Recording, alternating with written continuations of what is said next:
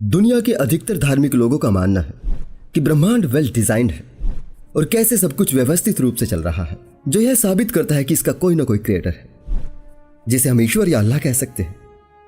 लेकिन क्या आप जानते हैं कि यह सिर्फ एक लैक ऑफ नॉलेज के आधार पर बना परसेप्शन मात्र है, क्योंकि हकीकत में ऐसा कुछ है ही नहीं। असल में जिसे हम यूनिवर्स के रूप में जानते हैं, यह बेहद खतरनाक, वायलेंट, अस्थिर और असुरक्षित जगह है। लेकिन इसके साइज के हिसाब से जो इसकी चाल है वह हमारे लिए इतनी सुस्त है कि अगर कहीं 2-4 लाख साल भी सुरक्षित निकल जाए तो हम 60-70 साल की जिंदगी जीने वालों को लगता है कि वाह कितनी सुरक्षित और बढ़िया जगह है। लेकिन यूनिवर्स के स्केल पर दूरी और समय का जो पैमाना है, वहां यह सब जो हम अपने आसपास देखते महसूस करते हैं क्षण भर भी नहीं है। पृथ्वी से दूर हर पल बेरहमी से ग्रह उपग्रहों का कत्लेआम होता रहता है और यह सिलसिला अनवरत चल रहा है। किसी ग्रह की सीमा से बाहर निकलते ही आपको समझ में आता है कि कोई कॉस्मिक वेव आपके शरीर के एटम्स को तोड़कर 1 सेकंड में आपको हवा कर सकती है। कोई चावल के आकार का कंकर आपके लोहे के बने यान में गोली की तरह छेद कर सकता है। हर सेकंड हजारों कॉस्मिक रेज यूनिवर्स में घूमती फिर रही हैं, जो एक इंसान के तौर पर हमें एक पल में मार सकती है। जो मैग्नेटोस्फीयर हमें सोलर फ्लेयर से बचाता है, कॉस्मिक रेडिएशन से बचाता है, वह किसी ऐसे ही ज्यादा ताकतवर रेडिएशन के सामने दम तोड़ सकता है। और यह सोलर फ्लेयर रोज हम पे चढ़ने को तोड़ती है।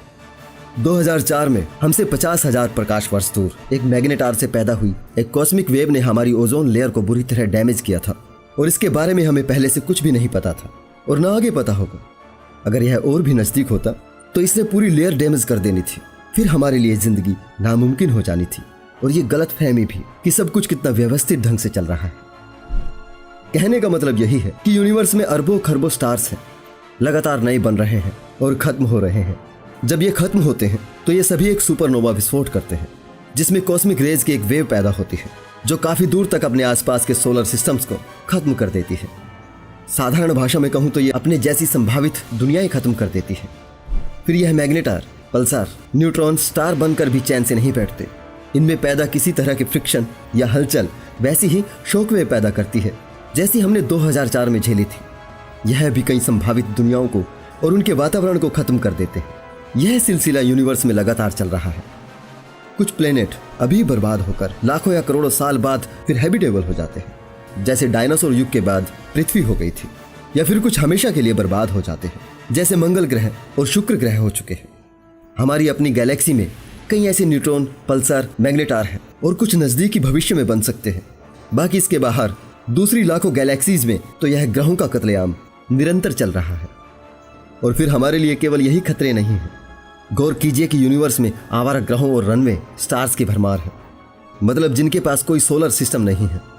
ऐसा कोई स्टार हमारे सिस्टम के आसपास भी आया तो वह सभी ग्रहों उपग्रहों के ट्रैक अपनी ग्रेविटी से करप्ट कर देगा, साथ ही पूरे ऑट क्लाउड को अंदर की तरफ धकेल देगा और फिर यहाँ कुछ नहीं बचेगा। और ऐसा करते हुए स्टार तो फिर भी नजर में आ जाएगा, लेकिन अगर कोई बड़ा प्लेनेट अगर पास आया तो वह हम देख नहीं सकेंगे और वह पूरे सोलर सिस्टम को इस तरह से डिस्टर्ब कर देगा कि फिर यहाँ कुछ नहीं बचेगा। इसके सिवा हमारे आसपास अरबों छोटे बड़े कॉमेट्स, एस्ट्रॉइड्स मौजूद हैं जिन्हें हम देख नहीं पाते। वे जब सूरज के नजदीक होते हैं तो उनके मटेरियल के वेपराइज होने पर बनने वाली टेल के जरिए उन्हें डिटेक्ट किया जाता है। लेकिन यह प्रक्रिया उस वक्त होती है जब वे हमारे इतने नजदीक पहुंच चुके होते हैं कि हमारे पास बचाव का कोई वक्त नहीं होता, तो हम चाहकर भी कुछ नहीं कर सकते और कोई एक बड़ा कॉमेट या एस्ट्रॉइड पृथ्वी पर एक झटके से जीवन को खत्म कर सकता है, जैसे डायनासोर काल में हुआ था।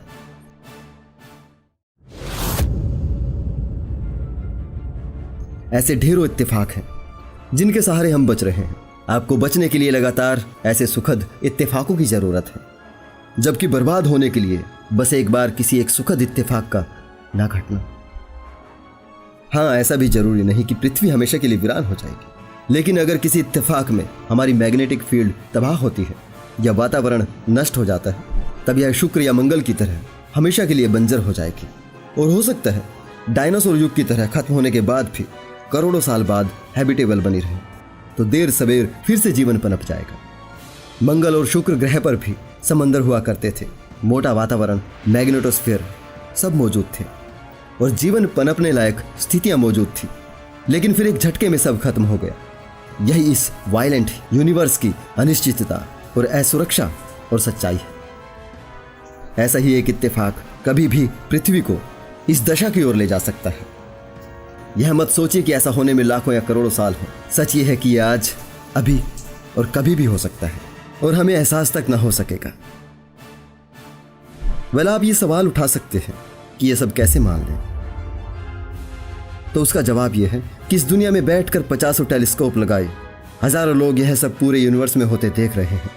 अरबों खरबों गैलेक्सीज, स्टार, प्लेनेट इसलिए ही तो है कि हम लाइव मॉडल के सहारे उनका बनना, बिगड़ना और बिगाड़ना सब खुद से देख सके, जो उन ऑब्जेक्ट्स के लिए भले ही करोड़ों साल में होने वाली एक प्रक्रिया हो, लेकिन एक कलेक्टिव सैंपल के रूप में हमारे लिए तो सब कुछ अभी हो रहा है।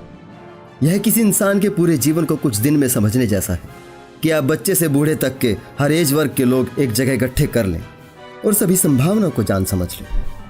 अगर आप इन बातों को ठीक से समझने में सक्षम हैं और फिर भी मानते हैं कि यूनिवर्स बहुत ही परफेक्ट और इंटेलिजेंट डिज़ाइन है और किसी परम पिता ने आपके लिए एक बहुत सुरक्षित और निश्चितता से भरे जीवन की रचना की है, तो सच में आप बहुत क्यूट हैं जी।